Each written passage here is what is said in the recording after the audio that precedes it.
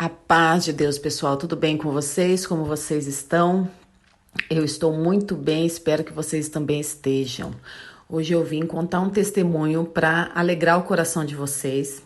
Esse testemunho aconteceu com uma amiga minha após o divórcio. Eu sei que muitas pessoas pensam que após o divórcio não tem mais situação, que o divórcio é o fim, que assinar um papel do divórcio você está concordando em acabar, encerrar com o casamento.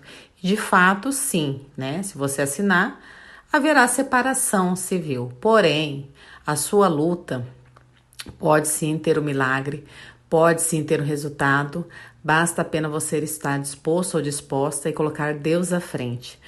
Essa minha amiga, ela lutou muito pelo casamento e eu conheci ela na época que a gente lutava pela restauração do casamento. Eu falo que esse é um universo completamente desconhecido, mas quando você digita lá no Google divórcio, sai um monte de coisa sobre restauração do casamento. É incrível. Antes de você acessar esse universo paralelo, você nem sabe que existe isso. Você não lê, o conteúdo não é aquele que você busca. E de repente aparece um mundo de coisas, né? E eu conheci ela quando eu buscava a restauração do meu casamento. E ela, assim, foi uma pessoa que me ajudou muito com a fé dela. Hoje eu vou contar o testemunho dela e vou falar o desfecho. Por quê? Teve tantas reviravoltas e como o Senhor abençoou. Eu quero fortalecer vocês com esse testemunho e dizer que divórcio não é o fim. Ela começa o testemunho assim: a paz do Senhor Jesus. Meus amados, hoje venho aqui para glorificar o nome de Deus pelo grande milagre que operou em minha vida, a restauração do meu casamento. Aceitei Jesus em dezembro de 2007 e em fevereiro de 2008 desci as águas. Por falta de uma igreja que me orientasse e cuidasse de mim, acabei não me firmando e no mesmo ano voltei ao mundo. Não como era antes, pois o Espírito Santo tirou de mim algumas coisas. Mas não fui obediente ao Senhor, voltando a frequentar festas mundanas, resumindo, pois se for contar com detalhes, irei me estender muito. Em setembro de 2008, conheci o meu esposo e no dia 7 de novembro do mesmo ano já começamos um namoro intenso de muito amor. Nunca tivemos problemas com traições, às vezes brigávamos por bobagens, por ciúmes da minha parte, mas nada sério. Em 2009, noivamos e planejamos uma vida juntos. Meus pais gostavam muito do meu esposo e vivíamos muito bem. Em 1º de maio de 2010, nos casamos. Foi o dia mais feliz das nossas vidas. O casamento foi no civil, na casa dos meus pais. E durante a cerimônia, chorávamos muito. Foi um sonho. Começamos a construir nossa casa, a casa dos nossos sonhos. E ficamos morando com os meus pais. Aparentemente, tudo dando certo, mas faltava a coisa mais importante das nossas vidas, a presença de Jesus. Em maio de 2012, tivemos a melhor notícia da nossa vida. Estávamos grávidos. A gente ficou tão feliz que não conseguia parar de olhar e rir bastante. Mas em junho, tive um aborto espontâneo e sofri bastante. Após meses, meu esposo e eu fomos ao ginecologista, ele nos liberou para tentarmos novamente. Meu esposo super feliz e empolgado com a ideia de uma nova gravidez. Mas antes que isso acontecesse, veio o pior, que foi em janeiro de 2013. Nesse ano, meu esposo começou a ficar depressivo e não conseguíamos entender o que estava acontecendo. Ele estava devendo bastante, até mais do que eu imaginava. Tentei de todas as formas ajudá-lo, levando a médico sem êxito. Comecei a recorrer a Jesus, onde não tinha noção do que seria minha volta real aos braços de Jesus e não sabia o grande deserto que iria percorrer. Fomos à igreja, onde ele, desesperado, aceitou Jesus. Acho que por desespero mesmo. Ele era muito egoísta, pensava somente nele. Mas na semana seguinte saiu de casa. Falou que tinha dúvidas a respeito dos sentimentos dele por mim e queria um tempo para refletir sobre isso. O meu mundo caiu, pois o meu esposo sempre me dizia todo o tempo que me amava e sempre foi fiel. A cidade que morávamos era super pequena e era motivo de inveja por ele viver somente para o nosso amor. Então, ele ligou para a mãe vir buscá-lo. Ela mora numa cidade a 80 quilômetros da minha. Ele me falava que não era uma separação, era apenas um tempo. que iríamos nos falar todos os dias até toda a conclusão em sua mente passar, e ele iria voltar para casa. A mãe dele chegou, começou a arrumar tudo numa bolsa sem deixar nada, como se ela já soubesse que seria para sempre, na maior frieza do mundo, como se já estivesse tudo realizado. Então, chegando na mãe dele, apareceu muitos amigos que convidaram ele para sair. Ele deixou os remédios de lado e caiu na farra. Numa dessas farras, ele conheceu uma mulher e começou a ficar com ela. Quando me contou, quase morro de tanta tristeza. Não entendia toda a tempestade que invadia o nosso casamento num piscar de olhos. Essa moça era prima das primas dele. Lá todos aceitaram numa boa, não tive apoio algum de ninguém da família dele. Eu já tinha me reconciliado com Deus e já estava em constante oração pela restauração, e as coisas só pioravam. Ele cada dia mais se envolvendo com essa mulher bem mais jovem que eu. Quando foi em maio, ele me ligou muito confuso, sentindo minha falta, e pediu para voltar. Eu, no desespero para salvar o meu casamento, aceitei de volta e viajamos, mas a mulher ligava a viagem inteira chorando. Depois de 3 dias, ele me largou na viagem, me falou coisas que nem parecia ser ele, era o próprio diabo, e voltou correndo para essa mulher que conhecia tão pouco tempo. Fiquei em frangalhos, mas aí cada vez mais eu buscava o Senhor. Voltei à minha cidade, comecei a ler o livro Como Deus Pode e Vai Restaurar Seu Casamento. Comecei a seguir todos os passos, nunca fui atrás do meu esposo, nunca. Resolvi então me mudar para outra cidade, pois na minha cidade estava sendo insuportável e comecei a ser perseguida entre os familiares também. Parecia um verdadeiro pesadelo.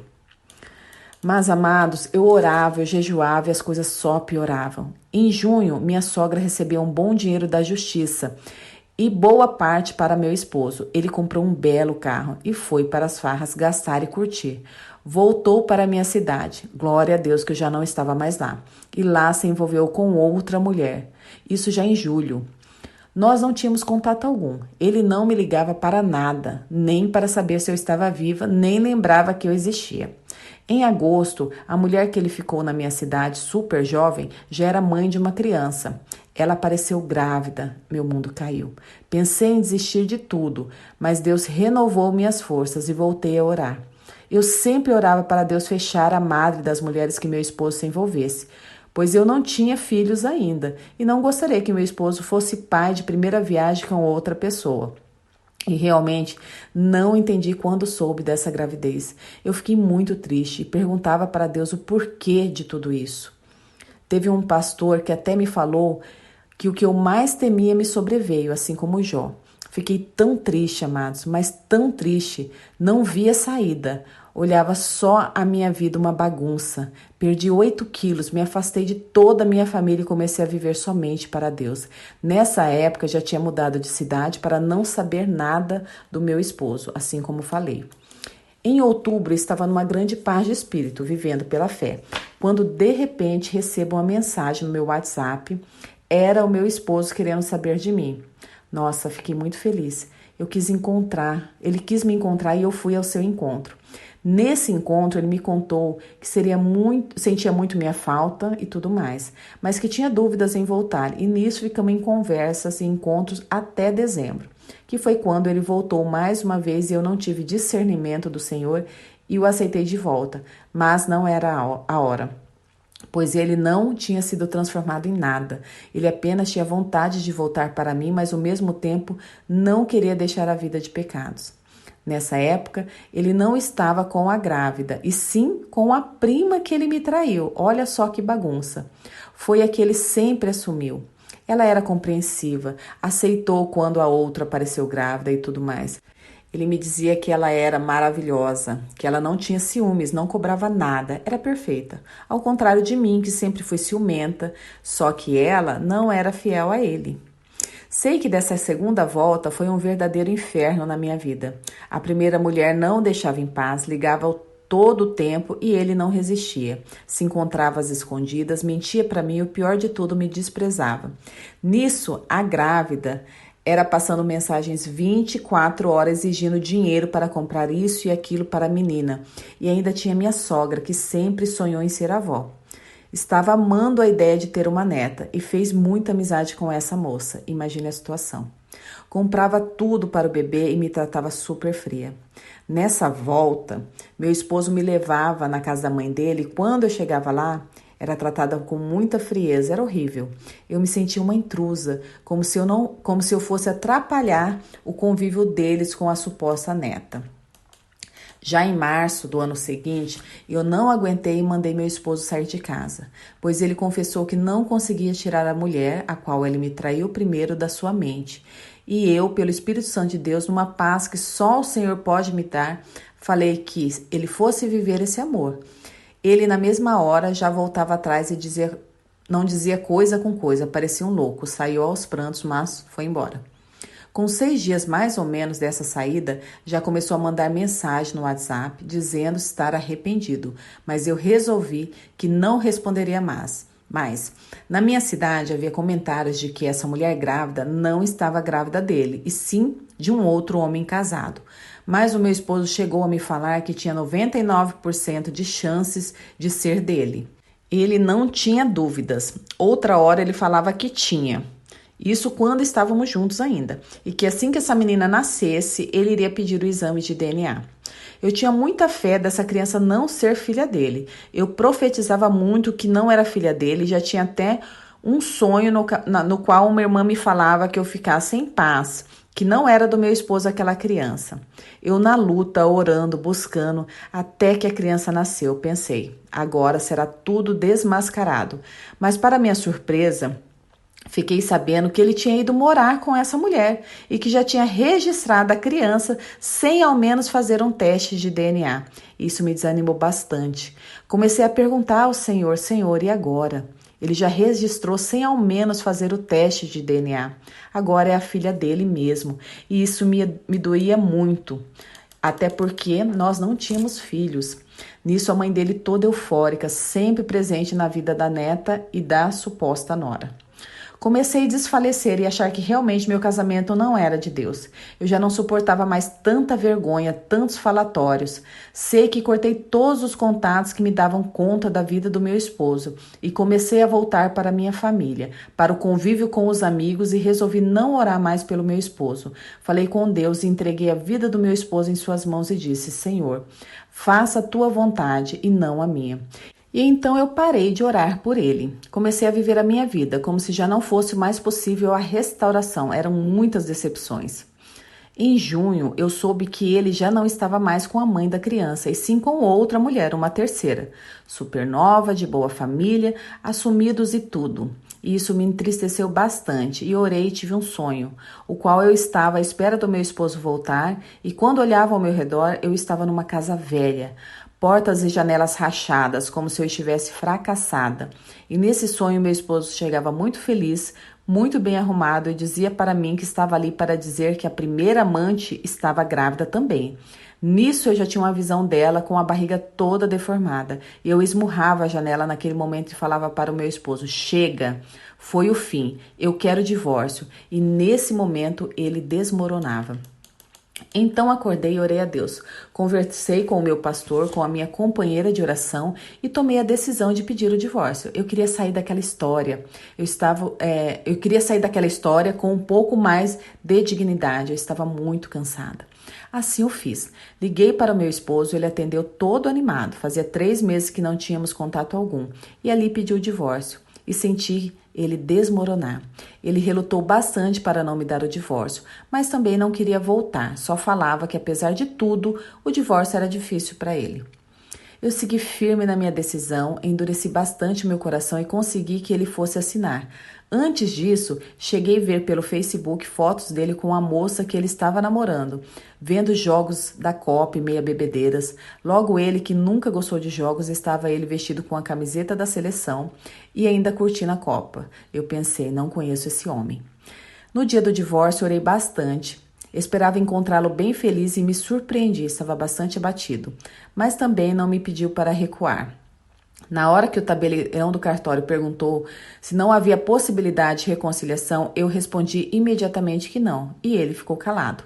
O tabelião perguntou novamente para ele e ele respondeu com uma pergunta ao tabelião, que se ele fosse assinar, e depois quisesse casar novamente comigo, ele poderia? O tabelião até riu, respondeu que se eu quisesse, sim, poderia. Eu achei uma bobagem. Eu já nem mais queria vê-lo. E tudo que ele falava para mim eu nem levava em consideração. Assinamos tudo, ele saiu e eu fiquei acertando o valor. Quando fui para o carro, ele estava a me esperar. Perguntou pelos meus pais e chorou muito mesmo. Disse que só Deus e ele sabia o quanto tudo estava sendo difícil, que estava perdendo os amigos, estava sendo perseguido, etc. Falou também que tinha terminado o namoro com uma menina, aquela de família. Também nem dei importância. Não nego que achei que fosse um teatro, sei lá. E ganhei uma paz tremenda. Eu não conseguia entender e pensava, e agora, meu Deus? Eu quero uma família, eu quero filhos, mas o divórcio aconteceu. No dia 2 de agosto, uma amiga me ligou para me contar que meu esposo tinha passado uma grande vergonha com a mulher. A mãe da criança tinha viajado com o amante e a criança. E nisso tiraram várias fotos num hotel. A amante segurando a criança, outras os três deitados na cama e a criança no meio como se fosse uma família. E outras fotos do casal pelado. Horrível mesmo. E o próprio amante enviou essas fotos para o meu esposo, o qual ficou irado, pois ele não queria que a filha estivesse viajando e ainda passando por aquilo, né, junto com homens da mãe. Sei, amados, que através dessas fotos foi um grande rebuliço. Meu esposo já estava totalmente sem dinheiro, já estava sozinho e pensava muito em mim. A mulher, mãe da criança, entrou em contato comigo para perguntar se era verdade que eu ajudaria meu esposo a tomar a criança dela. E eu, inocente, falei que não. E perguntei o porquê daquela pergunta. Ela, bem dissimulada, me contou toda a história das fotos, insinuando que meu esposo não queria que ela vivesse a vida dela e queria tomar o bebê. Eu fiquei muito chateada e falei para ela que jamais eu iria fazer isso. Eu nem tinha nada mais com meu esposo e que ela falasse para ele me deixar fora de tudo isso. Ela foi e ligou para meu esposo zombando dele, dizendo que tinha falado comigo e falou coisas que nem lembro. Meu esposo imediatamente entrou em contato comigo pedindo para bloqueá-la, pois ela era perigosa e começou a falar que estava pagando tudo o que tinha feito comigo. Sua voz abatida e ele se emocionava muito, dizendo que lamentava tanto ter perdido a mulher da vida dele, que era eu. Que estava cego e que era tarde demais, e respondi que realmente era tarde, porque na verdade, amados, eu endureci meu coração e falei que não queria mais mesmo, daquele jeito eu não queria. E ficou sempre enviando áudios pelo WhatsApp, contando todas as suas fraquezas, tudo de ruim que estava acontecendo e sempre se declarando para mim.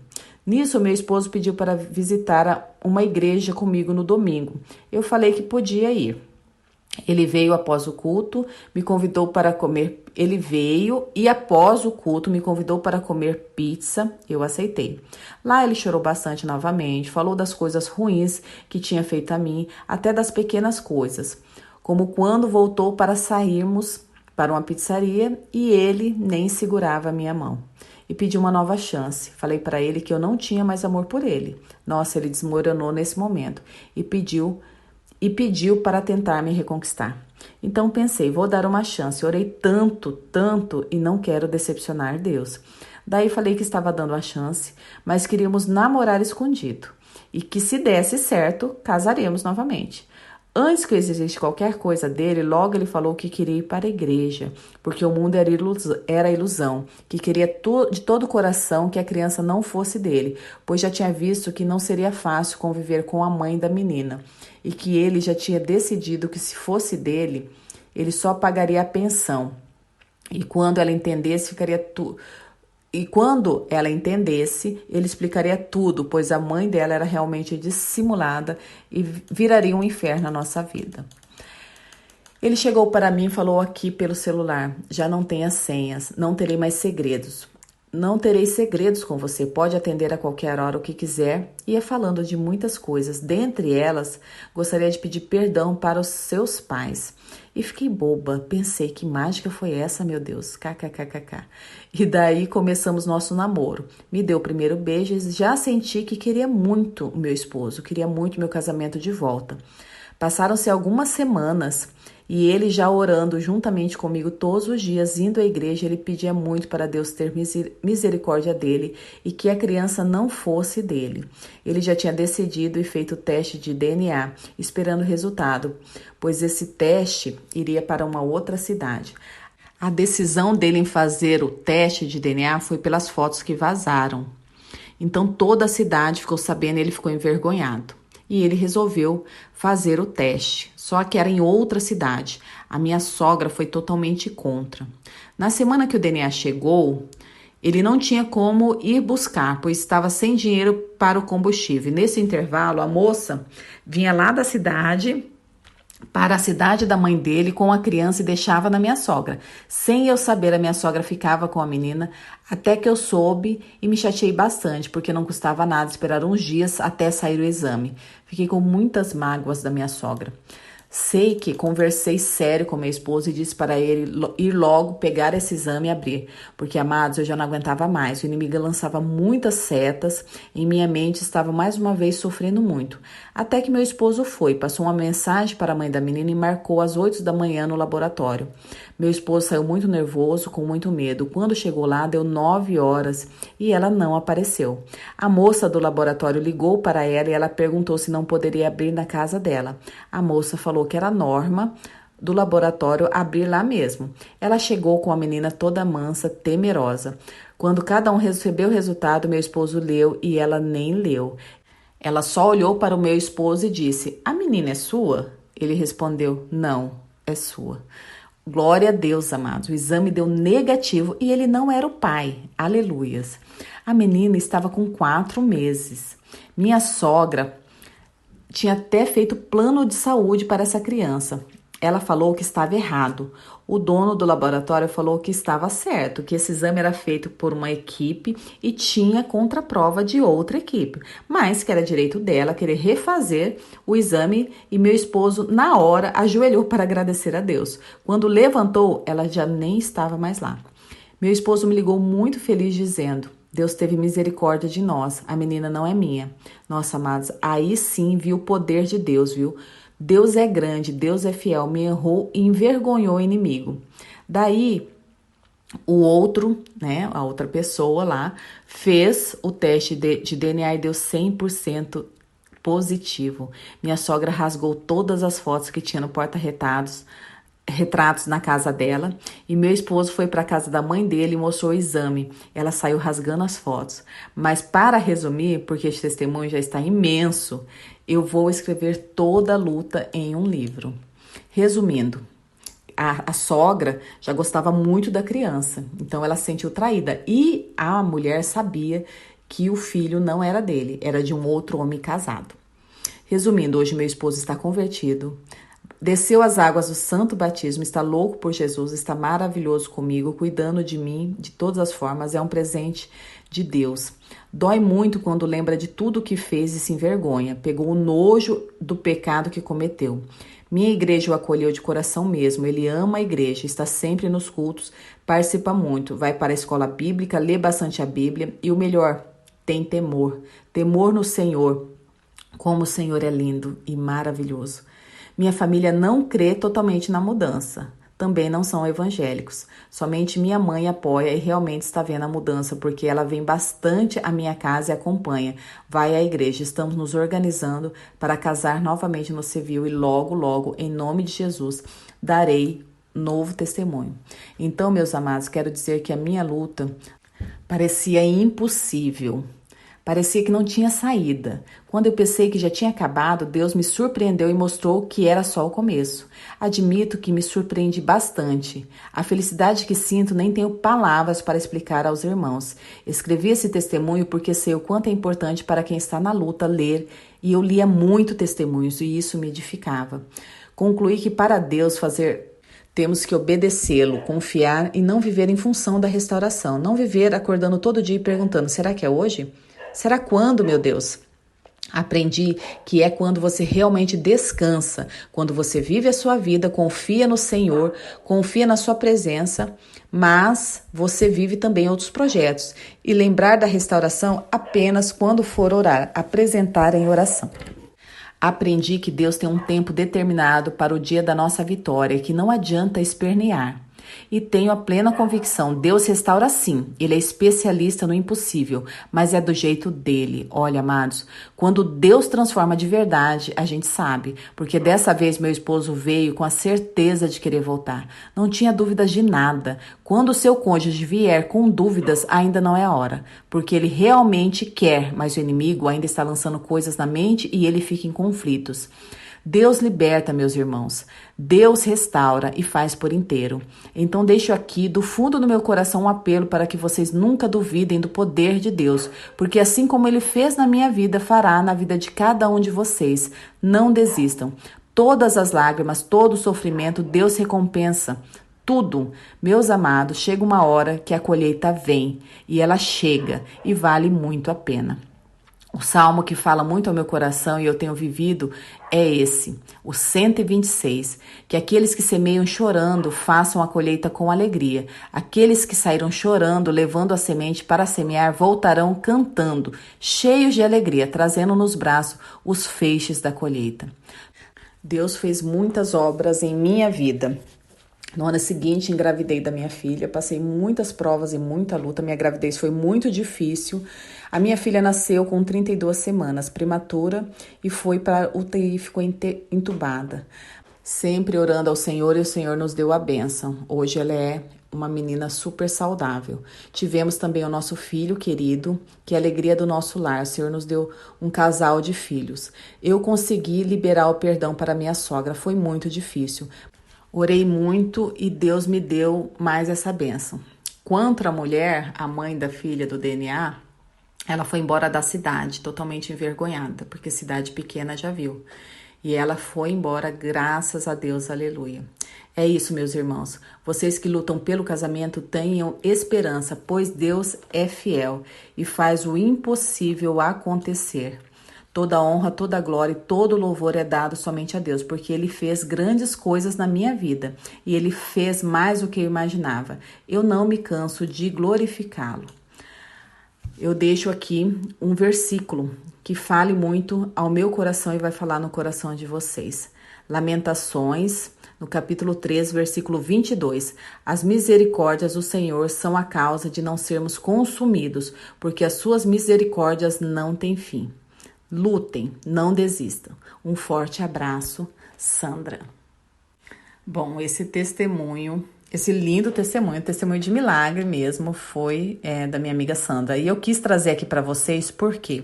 Porque eu vejo muitas pessoas querendo desistir por conta de divórcio, por conta de situações difíceis, olhando apenas a situação, esquecendo que Deus é maior que tudo. Deus é maior que seus problemas. Deus é maior do que está acontecendo com você. E é Ele que faz o milagre. Quando todas as forças se esgotam, Deus vem e faz a obra. Esse testemunho, ele renova as nossas fés, porque ela já não queria mais, já estava muito cansada. Era tanta coisa, tantas mulheres, filhos no meio, se ela nem tinha filhos. Muitas pessoas ainda falavam, desista, você não tem nem filhos. Eu às vezes pensava, meu Deus, ela tá lutando, nem filho ela tem. Se eu não tivesse filho, eu nem lutava. Eu pensava assim. Porque quando a gente tem filho, a gente pensa dessa forma. E quando a gente não tem, a gente pensa assim, poxa, se eu tivesse um filho ainda a gente ia ter contato. Tá vendo com que muda o cenário e muda a situação do pensamento? Mas o Senhor não muda. E é Ele que faz o milagre. Então, permaneçam. Eu estou escrevendo até um e-book sobre divórcio, porque muitas pessoas estão desistindo porque estão assinando o divórcio e acham que o divórcio é uma sentença final, que não há mais restauração. Essa minha amiga, ela casou novamente, tá? Eles casaram no civil, tiveram mais 2 filhos e vivem hoje bem. Vivem na presença do Senhor, congregando e colocando o Senhor à frente de tudo. Quando a gente coloca o Senhor à frente de tudo, Ele restaura tudo, Ele renova as nossas forças e Ele nos ajuda a prosseguir. Então, não desistam, porque o que o Senhor fez na vida da Sandra, com certeza, Ele fará na vida de cada um de vós. Amém? Que Deus abençoe todos vocês, que vocês tenham uma linda e uma ótima semana.